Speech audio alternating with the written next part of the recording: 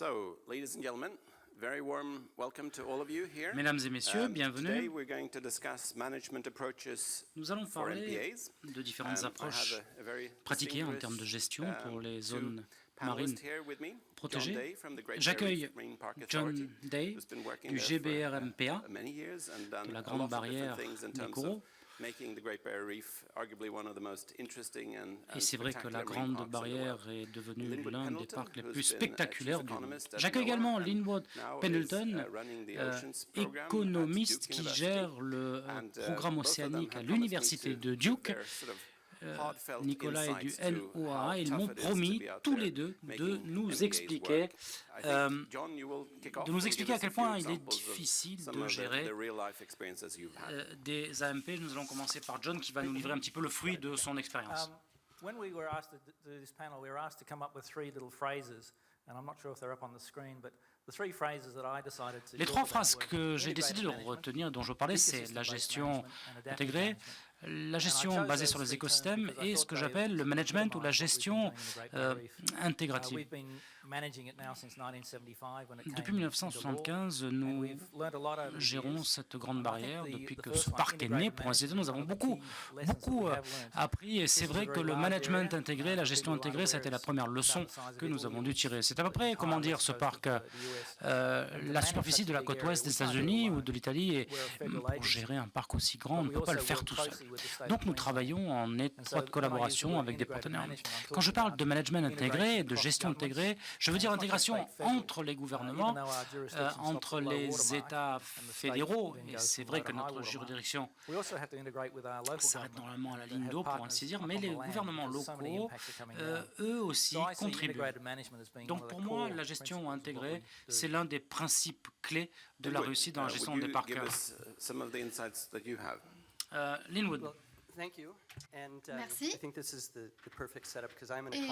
je pense que nous avons la configuration parfaite parce que je suis un économiste et nous travaillons avec le monde réel et ensuite, et vous examinez le monde théorique. Lorsque Carl nous a parlé de l'efficacité de la gestion des AMP, eh bien, moi, ce qui m'intéresse, ce sont les services écosystémiques. Et si j'avais deux phrases clés, ce serait système écosystémique. Voilà, donc service écosystémique. Je ne dirais que ça. Et je crois qu'il faut essayer de répondre au bien-être humain en lien avec les écosystèmes. Et on n'a pas fait grand-chose par rapport aux liens humains dans les AMP. Et nous n'avons pas fait grand-chose pour développer les services écosystémiques pour les AMP. Je pense en revanche que nous avons bien travaillé dans les AMP qui desservent le tourisme de loisirs et la plongée de loisirs. Moi, j'ai un AMP préféré qui est à Porto Rico, où nous examinons donc les différentes ressources. Mais si on regarde les autres services écosystémiques, nous ne les avons pas vraiment conçus pour maximiser l'abondance des poissons qui vont s'échapper ou maximiser d'autres sources de richesse. Donc là, je pense que nous avons de la marge pour créer de l'efficacité dans la gestion. Nous avons parlé de l'importance de l'intégration des AMP et des AMP multisectoriels, mais je pense également que nous devons nous concentrer sur les services écosystémiques. Et il y a par exemple des AMP désignés spécifiquement pour protéger les côtes et le littoral, et ça, c'est une manière de considérer les AMP qui n'ont pas encore été pleinement exploités. Donc je pense que c'est un thème à explorer cet après-midi. Je pense que quand on parle d'économie, je suis souvent frappée par le fait qu'en tant que communauté, on examine toujours la pêche comme étant le point clé à motiver d'un point de vue économique. Mais lorsque nous regardons les récifs coralliens, nous connaissons assez bien les aspects économiques. Mais vous nous parlez d'autres aspects, par exemple le zoning. Est-ce que vous pourriez peut-être nous donner d'autres points clés et des idées pour changer ce débat? Je ne suis pas sûr d'être d'accord avec vous quand vous dites on a les chiffres, on a quelques chiffres. Il y a un groupe qui travaille aussi pour le gouvernement et qui a un peu fait de la statistique, qui a fait des calculs. sur les différentes activités. Le tourisme représente, pense-t-on, plus de 5 milliards de dollars australiens par an de création de valeur. Ça fait presque 5 milliards de dollars, pas tout à fait. Avec les mêmes outils, eh bien, ils se sont intéressés à la recherche et à la pêche. Ça aussi, c'est des centaines de millions de dollars, mais bon, rien à voir avec le tourisme. Mais ce que je voulais dire, je crois qu'on n'a pas encore fait toutes les évaluations de la création de valeur dans ces écosystèmes. Et je crois que sur les services écosystémiques, il y a encore beaucoup de choses à faire. Et puis, on ne sait pas dire aujourd'hui qu'est-ce que ça vaut, par exemple, les réservoirs de carbone bleu. Qu'est-ce que ça vaut la richesse, la diversité des espèces? C'est difficile à quantifier ça. Et puis, il y a le coût inhérent à la gestion. Nous gérons le récif avec un petit budget, modeste par rapport à l'économie australienne. Bon, on n'a pas à se plaindre parce que quand j'entends des collègues parler des moyens qu'ils ont, je me dis, bon, on est quand même assez heureux. Nous sommes une petite agence avec un budget relativement modeste par rapport à la tâche qui nous a été assignée. Est-ce que vous pourriez nous donner des exemples de la Californie? Quels sont les chiffres qui vous viennent à l'esprit lorsqu'on considère la pêche par rapport au tourisme, par exemple? Bien, le point de John m'a intéressé. Bien, nous avons certains chiffres, et d'ailleurs, ces chiffres concernent la pêche.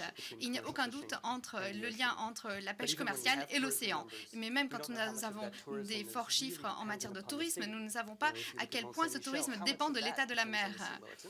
Eh bien, lorsque des gens vont faire la plongée, eh bien, ce sont des ressources qui sont dans la mer, mais à quel point est-ce que ça dépend de l'état de la mer? En Californie, nous avons environ 100 millions de dollars par an représentés par la pêche, mais nous n'avons pas des chiffres concernant la pêche de loisirs ou d'autres activités comme le surf.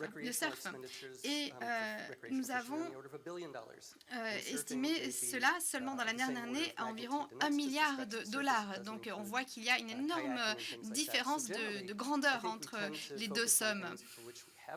Je pense que nous avons tendance à nous concentrer sur les thématiques où nous disposons de statistiques. Mais le revers de la médaille, c'est que nous travaillons souvent avec des chiffres qui sont irréalistes du point de vue de leur grandeur.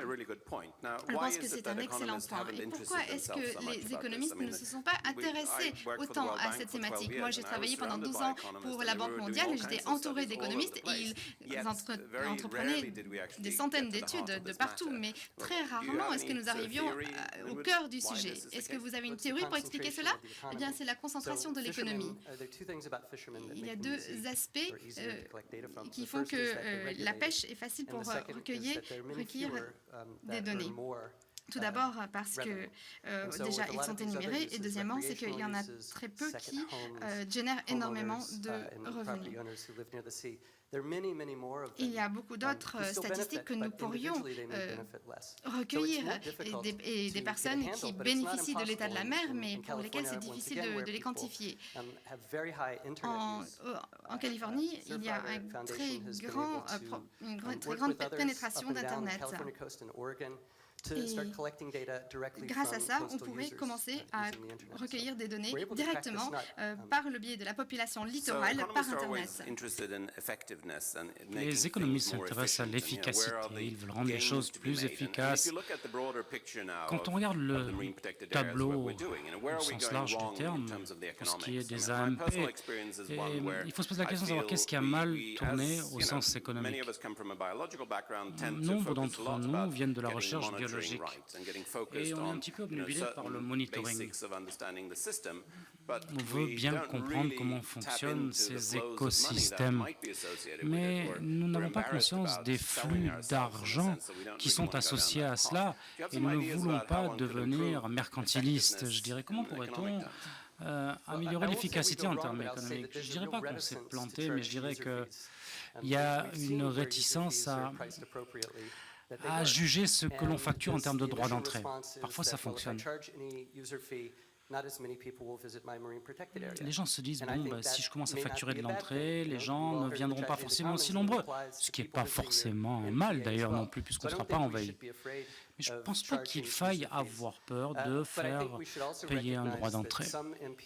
Il faut savoir aussi, d'autre part, que certaines AMP sont bien attrayantes pour les écosystèmes, mais ne vont pas forcément générer beaucoup de tourisme. Donc, je crois qu'il ne faut pas forcément que chaque aire marine soit autonome financièrement. Donc, même sur le Grand Récif, la Grande Barrière, dans un grand parc comme ça, il y a sûrement des choses qui permettent de gagner de l'argent, non? Et puis, il doit sûrement y avoir aussi des espaces où on fait de la recherche pure. Nous faisons payer le droit d'entrée, oui. Ça s'appelle une Environmental Management Charge que les gens doivent payer. Ça représente quand même 1,5 million de touristes qui viennent chaque année. Ça fait 7,5 millions chaque année que nous rentrons et que nous utilisons pour la recherche et pour la gestion. Donc ça, c'est un exemple de modèle économique qui fonctionne. Nous avons d'autres parcs, comme vous le savez. Il y a des zones où l'accès est libre pour les touristes.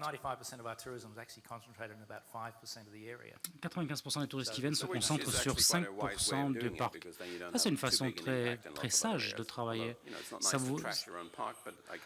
Ça fait moins de dégâts, je dirais. Parce qu'il y a quand même des pays qui ont des problèmes avec ça, puisque parfois la loi interdit de facturer l'accès, comme au Mexique. Quand vous avez beaucoup de terres communautaires, de foncier collectif, vous n'avez pas le droit de facturer. Ou parfois, c'est uniquement le gouvernement qui encaisse. Et finalement, quand les étrangers viennent, les touristes payent, vous ne voyez jamais l'argent. Ça, c'est encore un autre challenge, un autre défi auquel devront se soumettre d'autres pays qui devront, je crois, changer leur législation s'ils veulent gagner un peu d'argent avec ça. Quels sont les autres types de facteurs économiques ou de modèles économiques dont on ne tient pas suffisamment compte? Les économies d'échelle.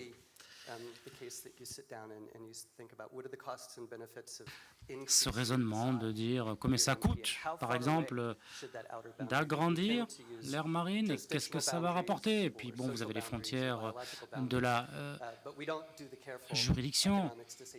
Je crois qu'on ne fait pas suffisamment d'études économiques là-dessus. Il y a sûrement une taille optimale, mais il faut la trouver.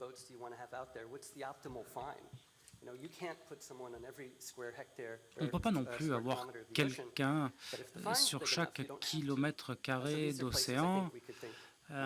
Donc c'est compliqué. Bien sûr, il y a de nombreuses nouvelles technologies comme les radars et les nouveaux satellites qui peuvent vous aider à voir ce qui se passe lorsque vous avez un très large espace comme ces énormes AMP comme nous avons vu. John, en temps d'application de loi, quel est le budget du Grand Récif corallien qui est engagé pour cela?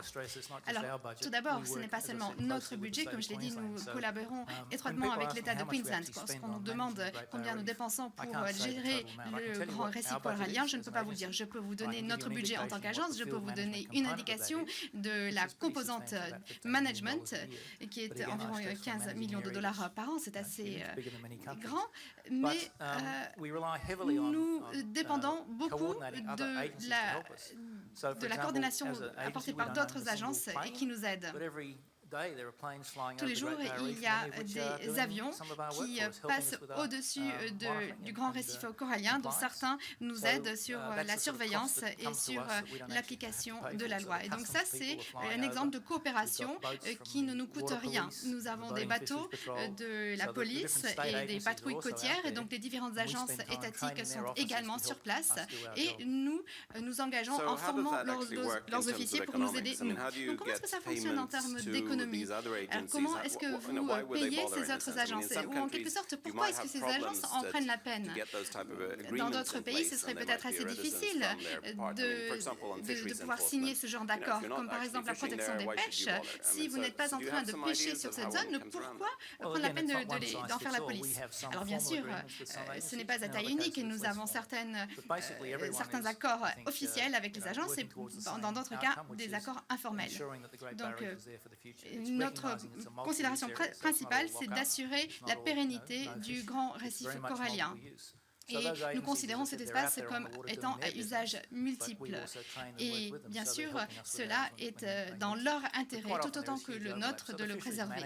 Donc, il est dans les intérêts de ceux qui contrôlent la pêche de nous aider dans nos ambitions. Donc, nous collaborons étroitement avec ces agences et elles nous aident. Et la société civile, est-ce que la société civile s'implique et quel est son rôle en matière de mise en œuvre et d'application? Alors, je ne pourrais pas vous donner un chiffre, mais un exemple. Nous avons 14 millions de visiteurs, en plus des 1,5 million de touristes.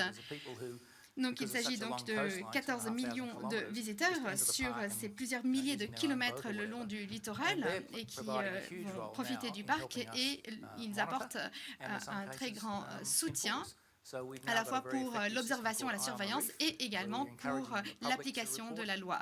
Nous encourageons les membres du public de nous signaler les problèmes. Par exemple, s'ils veulent nous signaler un phénomène biologique, ils peuvent le prendre en photo, le mettre sur notre site internet et nous pouvons télécharger les infos. Et également, ils peuvent nous signaler des problèmes de mise en application de la loi. Par exemple, le signalement de bateaux de pêche qui ne devraient pas y être. Mais comme mon collègue le dit, nous ne pouvons pas être partout, et cela représente 340 000 km², mais si les bateaux de pêche ou bien les touristes peuvent être nos yeux et nos oreilles, c'est super. Peut-être qu'il faut faire un peu de publicité, de communication. Alors, un autre commentaire, je pense qu'il est important de reconnaître que une grande partie de la société civile est tout aussi experte en matière d'observation. Ou bien, au contraire, n'est pas toujours aussi experte. Et donc, si on ouvre le débat à tout le monde et on ouvre à tout le monde la possibilité de signaler, alors on peut perdre beaucoup de temps et partir sur de fausses pistes. Donc, et parfois, cela crée des tensions parce que parfois, les pêcheurs pensent que les touristes sont en train d'être des espions sur eux. Mais dans d'autres cas, les touristes peuvent être d'excellents observateurs et également les pêcheurs de loisirs, les pêcheurs à la ligne. Et donc, la question de comment exploiter la société civile sans créer des tensions et sans créer des conflits qui ne sont pas nécessaires.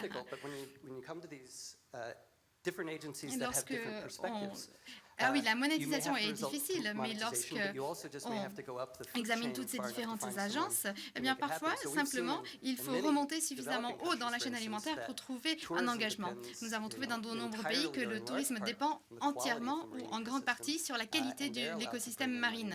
Et ils ont le droit de donner de l'argent aux hôtels, mais non pas aux agences de protection marine. Et donc là, c'est un exemple qu'il faudrait rectifier. Donc la question est de savoir comment vous pouvez inciter d'autres institutions à vous aider dans la surveillance. Eh bien, en Californie, simplement, si on comptait tous les jours le nombre de personnes et ce qu'ils faisaient sur l'AMP, on aurait d'excellentes données en termes de surveillance. Mais il ne faudrait pas trop ajouter de questions à notre journée déjà bien chargée. Donc, c'est une question de trouver le bon maillon de la chaîne de commandement. C'est une question de motivation, souvent. Pas forcément une motivation financière, mais il peut y avoir des incitations indirectes, une espèce de give and take. Dans des pays moins développés, forcément, c'est plus difficile parce qu'on n'a pas ces agences gouvernementales qui s'acquittent de cette mission. Et souvent, on a des schémas de paiement peu orthodoxes. Comment est-ce qu'on gère ce genre de situation? Comment éviter ces situations insidieuses? Comment, là, l'économie peut aider? Tout d'abord, il y a toujours la spécificité culturelle. Il faut bien comprendre ce qui fonctionne, ce qui ne fonctionne pas dans tel et tel pays. Et les règlements, les versements en font partie. C'est comme ça. Il faut tout simplement parfois savoir accepter, reconnaître que certaines méthodes sont institutionnalisées, même si on ne le cautionne pas. Dans d'autres endroits, ça ne fonctionne pas du tout, par exemple. Ça dépend toujours de qui est le propriétaire de la bande du littoral, etc. Ça change tout, que ce soit le gouvernement, la communauté locale, ça change complètement l'approche. Donc, ça ne marche pas forcément toujours de la même façon.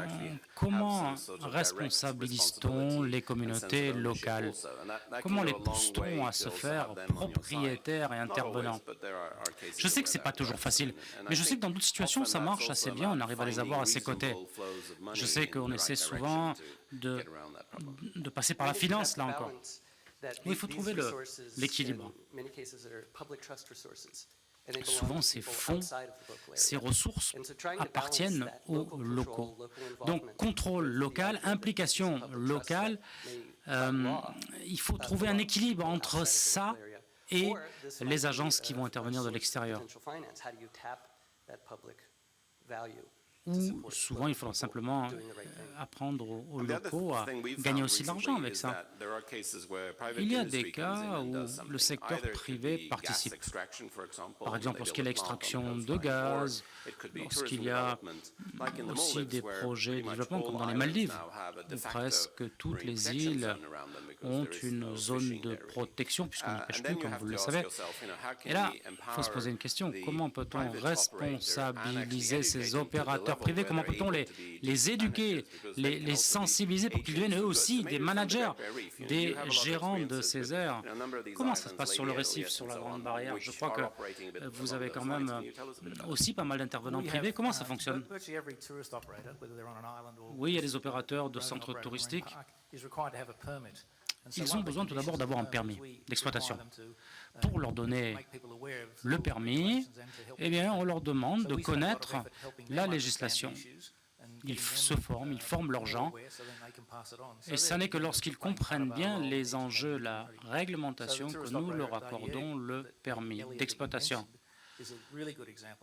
L'exemple que vous mentionnez est un bon exemple. Cette société veut faire un endroit profondément écologique de ce site avec la photovoltaïque, etc., etc. Ils font tout pour minimiser leur empreinte. Donc ça, c'est un exemple, je dirais, positif. Donc chez nous, il leur faut un permis d'exploitation de toute façon. Donc on les éduque. Et puis, il y a des bons programmes écologiques qui vont avoir, par exemple, 15 ans d'autorisation d'exploitation, et les moins bons, on a des doutes, on ne donnera qu'un an. Donc, c'est là qu'une certification pourrait sûrement faire avancer les choses, non? Pour faire la différenciation entre, je dirais, un bon profil et un moins bon. Oui, j'allais en parler de la certification. Il ne faut pas forcément que tout le monde suive les mêmes règles, mais enfin, il faut que quelque part on puisse juger les gens. Et souvent, les gens vont plonger très très loin, sont prêts à dépenser plus. Pourquoi? Parce qu'ils savent qu'ils vont voir sur place des coraux, ils vont voir plus d'espèces de poissons, etc.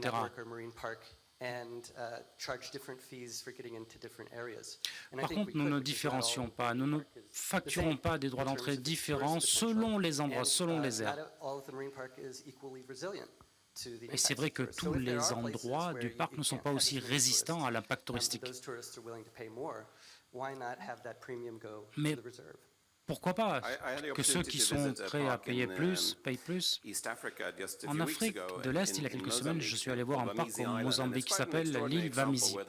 Un exemple extraordinaire où la communauté locale participe, pêche aussi, et la barrière, le récif est très très sain, les populations de poissons vont bien, il y a un petit peu de pêche illégale, mais c'est la communauté qui fait la police elle-même. Donc le matin, quand ils sortent, ils attrapent des gens, et quand ils l'attrapent, eh bien ils le mettent au pilori en public, et ils lui disent voilà, 3 infractions, tu n'auras plus le droit de revenir sur l'île. Mais là, la sécurité, la discipline est prise en charge par la communauté elle-même. Ça, c'est intéressant aussi. Et c'est un exemple à suivre, puisqu'il y a plein de gens qui viennent s'en inspirer. Ça, c'est un modèle qui est intéressant. Vous n'avez pas forcément besoin d'un pays très très riche pour qu'il y ait une discipline. Dans des pays en voie de développement, ça fonctionne bien. En Tanzanie, sur l'île de Jumba, ça fonctionne bien aussi. Il y a une petite réserve, une écologe. Bon, donc là, les coraux, le corail va très très bien, même si les espèces de poissons ne prolifèrent pas. Donc les gouvernements, le privé, et puis il y a le 3e pilier, la société civile, les ONG.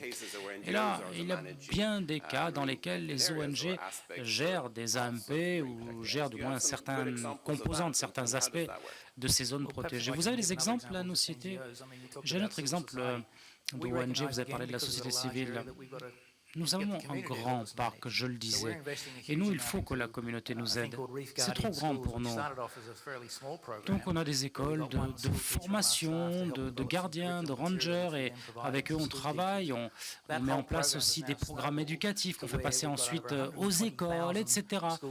On a 120 000 écoliers qui sont déjà venus dans cette zone d'attrait, pour ainsi dire, de chalandise. C'est des enfants de secondaire, des enfants du primaire qui viennent participer à ces stages de formation sur les particularités de la Grande Barrière. Donc on investit beaucoup dans l'éducation.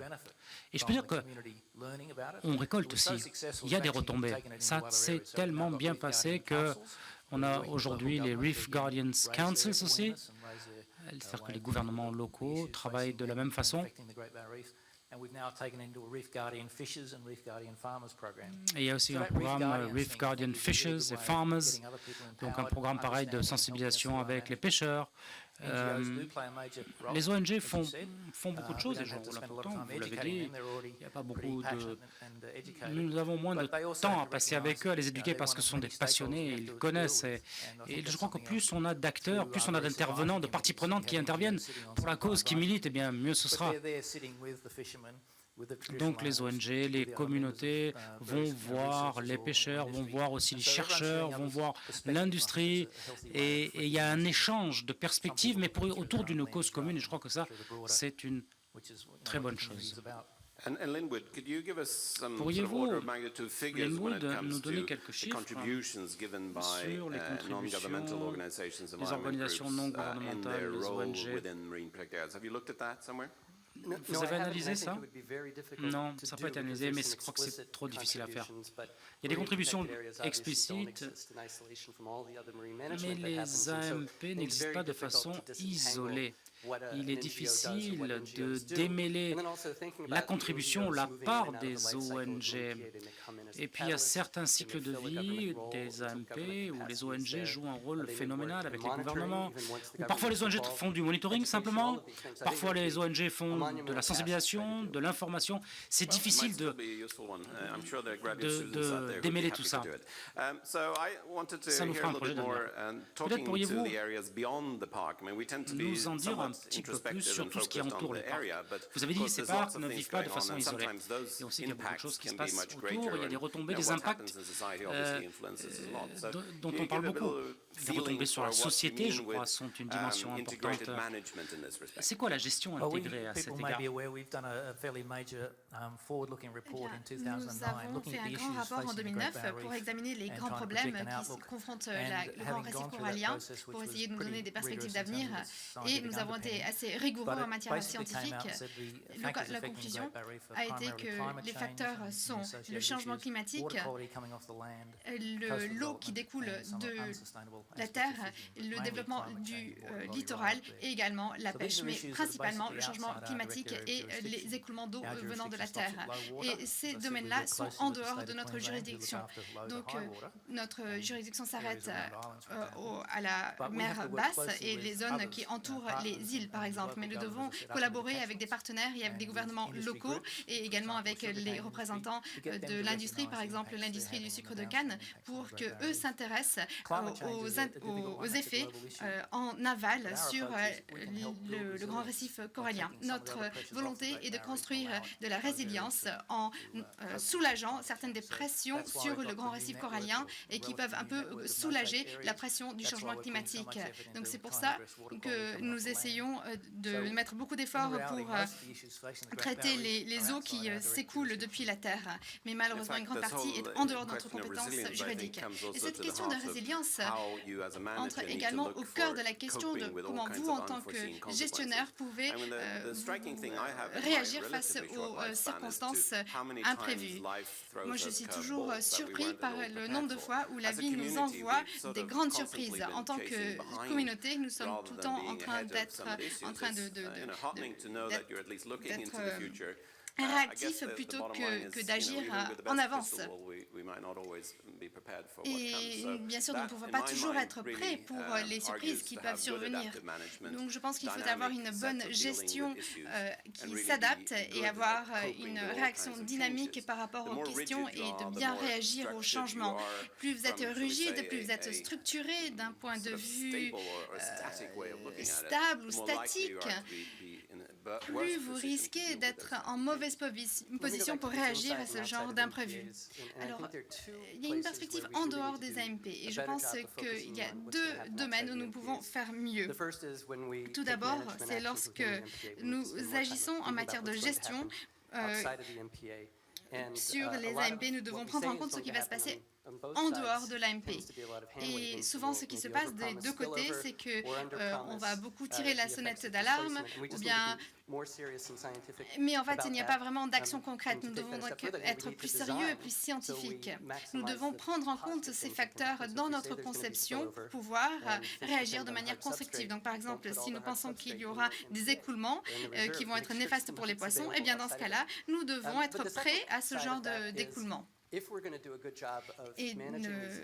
l'autre aspect, c'est que si nous voulons bien gérer les AMP pour le bienfait des peuples, nous allons devoir collecter des données à l'intérieur et à l'extérieur des AMP, parce qu'il y a beaucoup de choses qui se passent et qui sont indépendantes des AMP, comme par exemple la pêche de loisirs qui a lieu partout et qui s'accroît à cause des changements sociaux et démographiques.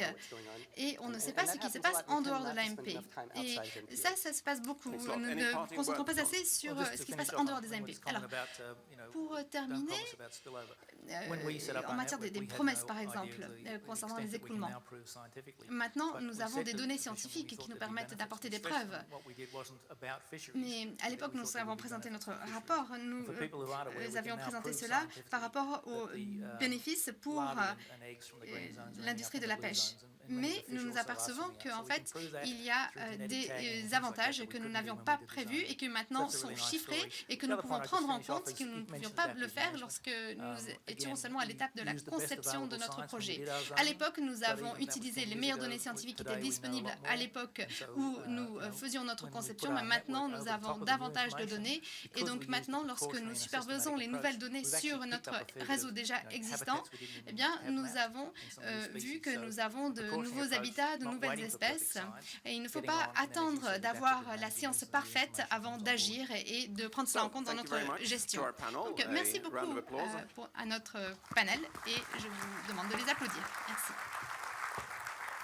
So I just wanted to mention, I think there's a couple of events this evening Il y which aura could be quelques quite événements ce soir exciting. qui Hopefully pourraient they get être to assez start on time enthousiasmants. today. J'espère qu'ils commenceront first à one l'heure is aujourd'hui. Le Blue Marine premier, Foundation c'est la has made a fondation movie Bleu of Marine the, qui a Chagos, fait un film currently the du largest Chagos, no-take zone. It's qui the blue est heart la of the plus Indian grande Ocean. zone I think that interdite will à be la really pêche exciting. I had an opportunity to go en out there, océan and it's et one je of the pense que most c'est splendid vraiment places on passionnant. this J'ai earth, eu so I think la it'll chance be de pouvoir really m'y good rendre to et c'est see. un des plus beaux And lieux de la Pew planète, Charitable donc une Trust vraie is chance de also pouvoir le talking voir. about Et Pitcairn. la Blue Charitable Another one Trust of the va également nous UK, parler de overseas Pitcairn. territories, which, C'est un autre is currently territoire going d'outre-mer through the britannique process of qui looking est at actuellement marine protection. en And we train have quite a de contingent réfléchir à la here from question de la Pitcairn. protection It's not that marine. often you get to see Et someone who ce n'est actually pas comes très from there, so I souvent think that'll be qu'on a a great l'occasion event as well. de se rencontrer en face à face avec warmly quelqu'un qui vient de welcome cette and, région have a Pitcairn. Et wonderful rest of the day. donc, je vous souhaite une bonne après-midi. Merci.